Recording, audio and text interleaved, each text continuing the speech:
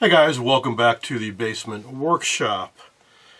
I wanted to give you a bit of an update on what's been going on because there may be a little bit of a lag in content for a while, or at least not the usual content.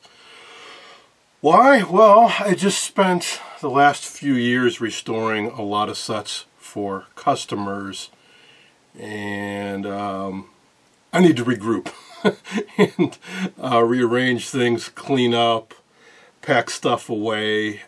Not just the remains of doing all those projects, some extra spare parts and tube cartons and just stuff all over the place. But also I acquired a bunch of stuff at the last few swap meets, a bunch of tubes, parts, chassis, new projects, and so on. And things have just been piling up. In particular, so I built a new workbench a while ago, and I've been using it a whole lot on all these projects, and I've gotten to get a better feel for what works and what doesn't, and what equipment I use more than other stuff, and I want to rearrange some of that a little bit. But yes, once again, I want to rearrange my tube storage. Partly because, on a crazy impulse, I bought a whole bunch of tubes in an auction. Well, basically because nobody else was bidding on them, so I got a few thousand more tubes.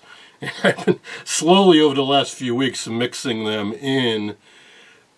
But also, while doing so, trying to do a little bit more intelligently, which is going to be what the bulk of this video is about.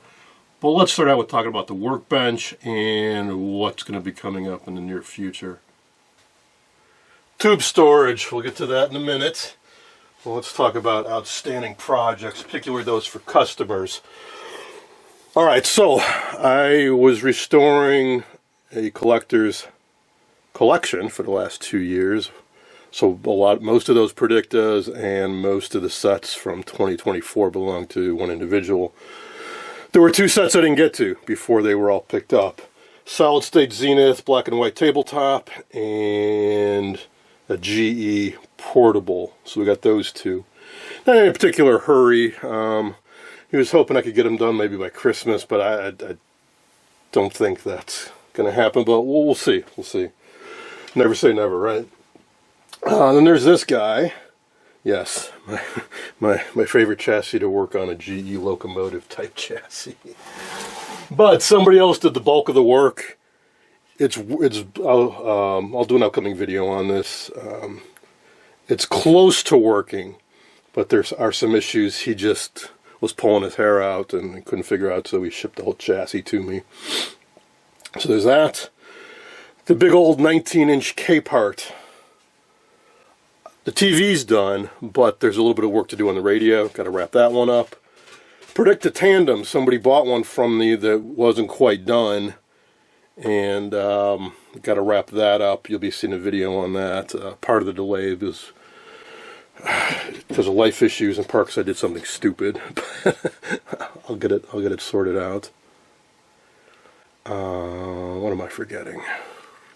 I actually had to look at my phone. That's how bad things have gotten. I can't even remember all of what I need to get done.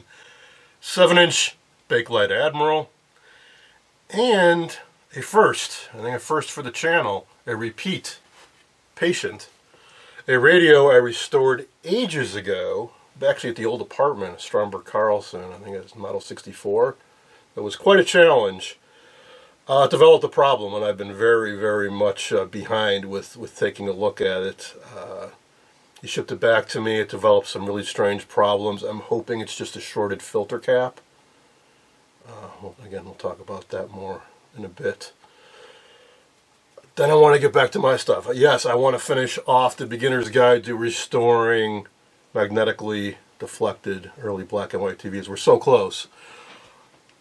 Need to talk about audio and some final touches on the set. And then I want to do a series on how to feed signals in this modern digital era, how to feed signals into vintage TVs. I've been teasing that for forever.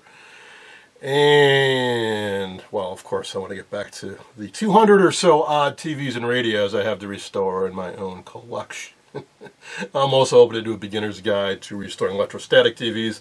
And since I've got one for a customer and a few others of my own, I figure we'll just, incorporate that. Restoring one for a customer and make a series for beginners at the same time.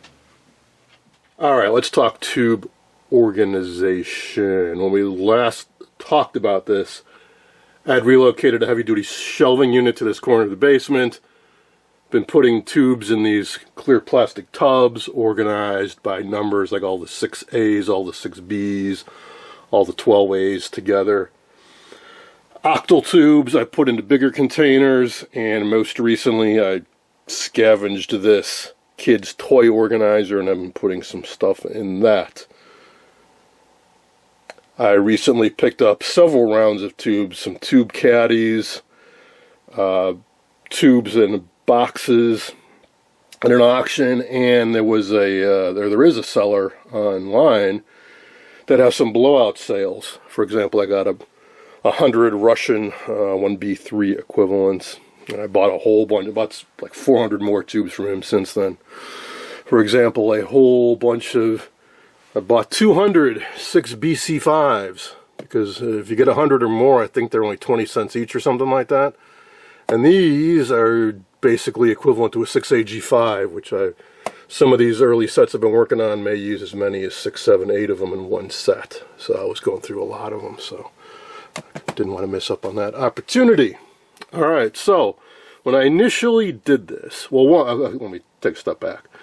So container-wise, I discovered that these containers are perfect for holding miniature 7 and 9 pin tubes, because you can put 2 of them end to end, so you can read all the labels on the sides very easily, and you can do 4 high, and you're not wasting any space. They just perfectly pack in there tight. But when I initially did this, I just thought, I put all the 6As together, all the 6Bs together. Well, it turns out there are an awful lot of tubes in the 6A family and the 6B family.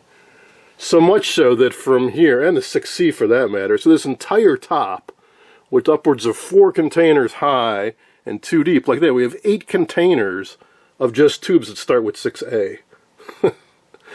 That's after I bought more and picked up a lot more. But here's the thing, before I was just mixing them all together, but I was still, when I was working on all these sets the last couple of years, I was still digging to find certain tubes, because the reality is a lot of these 6A tubes are newer ones that I have never had a use for. So in round 2, I put those towards the back, or tubes I use less often towards the back. So tubes I use a lot, like 6AG5, 6AQ5, 6AL5, 6AV6, 6AT6, 6AH6, front and center. And several of you gave me a tip about that. I think one of the Mythbuster guys talked about that when he was organizing stuff in his workshop, is put the stuff that you use most often, make it as accessible as possible. And then with the 6B, 6BA6, 6BA8, you may not be familiar with that. Well, it's equivalent to a 6AW8. I've been doing more research with that too, with finding tubes that are equivalent or a little bit superior to some of the earlier types. And 6BA8 is a very good substitute for 6AW8, which is a video amp tube Predictors use them, for example. So the tubes that are in the back tier generally are the ones I use less often. At least that's how I've been going through this.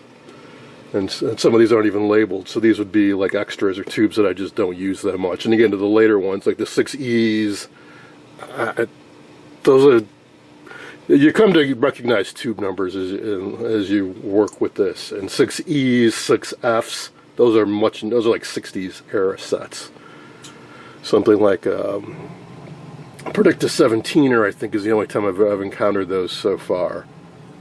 Alright, so I'm working on that. I've just about finished with the 6s. So it's going to be 2 entire shelves, 2 deep, upwards of 4 high, of just tubes that start with the 6-volt tubes. And 12s, I'm basically done with those, which leaves the 1s, the 2s, the 3s, the 4s, the 5s. The lowly series strung tubes that I don't work with too often. None of the 40 sets use these really. It's getting into the later 50s and certainly into the 60s. The tubes were transformerless, wired all the tubes in series. So that's mostly what I have left to do. Okay, so that's the miniature tubes. So I have a pretty good handle on that. The octals, still struggling with. For example, this tub is filled with octal tubes. Now, that's been a bit more of a challenge. These are too small for octal tubes. So I got some of these, but these are kind of too big because you can go 3, 1, 2, 3, which means if you're looking at the side, you can't read what's in the middle. Or you could have them all pointing straight up like in this, in which case you got to pull the whole thing out to see what's in there. So what I'm considering doing is putting at least all the common octal tubes I need in these bins. The other reality is they're more expensive, and I have far fewer new old stock ones in box versus ones that are unboxed. But I have a good mix of both, so I'm thinking, especially the larger tubs, put one that's all rectifiers, like 6U4s, 5Y3s, or sorry, 5U4s, 5Y3s, that type of thing.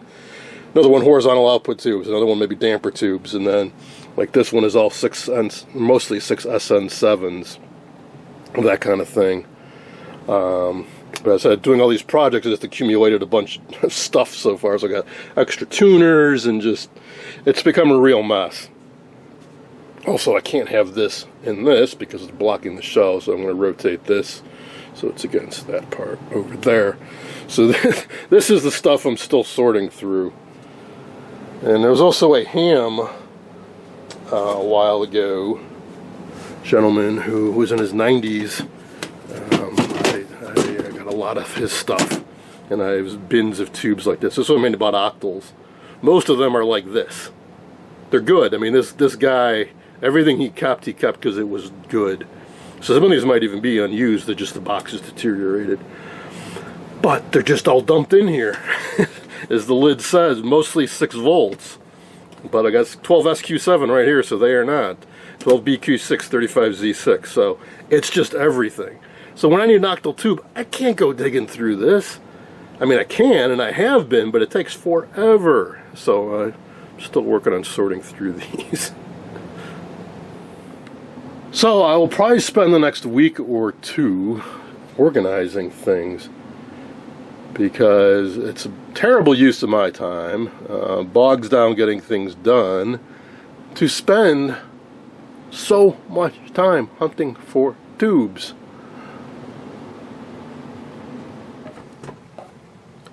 Let's wrap this up with talking about the Workbench a bit.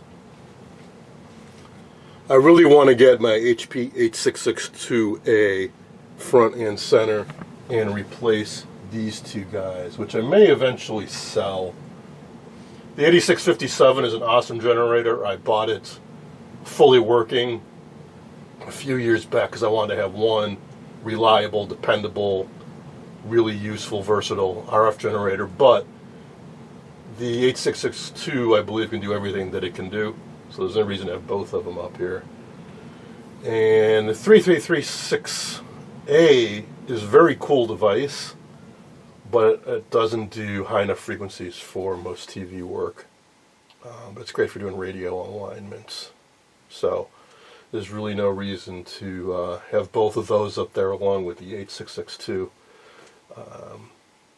And as far as alignments go, I have all this stuff out, but I really haven't needed to do many lately. I'll leave it out there for now. But that may change at some point. And then there's the Variac. As a bunch of you have pointed out, I had it down there, and I'm always reaching over stuff for it. I wasn't really concerned for my safety doing that, but yeah, it is a little awkward to reach over and around, and I'm not sure where else to put it. Having it on the workbench like it is now is terrible, because it takes up way too much real estate. Some of you mentioned putting it down. Well, I do have a lower shelf on the workbench. That's where my 8662 currently resides. Some older VTVM, older tube tester, Collins receiver, and my 8664 all the way over on the right. And then just miscellaneous junk down below. So I could put it down there, but then that's even worse because then I have to get down, I have to keep bending down and then to look at it to see what's going on. They constantly bend down, get back up. So I don't know. Somebody mentioned like putting it in here. Well, I can't because I can't cut into this because it's the main support beam for it. So I'm not quite sure. Now, originally when I set this up, I had a crazy notion. Because there's also a shelf up here above this light of putting it way up there and having a cord dangle down, or having it angled and somehow attached to the floor joists up above. Maybe. But at least for now, I'll take care of the other stuff to, again, try to streamline things. And, yeah, just things have been accumulating. There's just a mess of leftover stuff all over the place that I got to clean up all this debris. For example, I have this whole glass jar here filled with caps from the last few projects. I don't plan on reusing them or anything. I just thought it was amusing to, take a look at all the parts I've been taking out of stuff. So that's going to be it for now. Probably the next thing you'll see me working on is this GE805.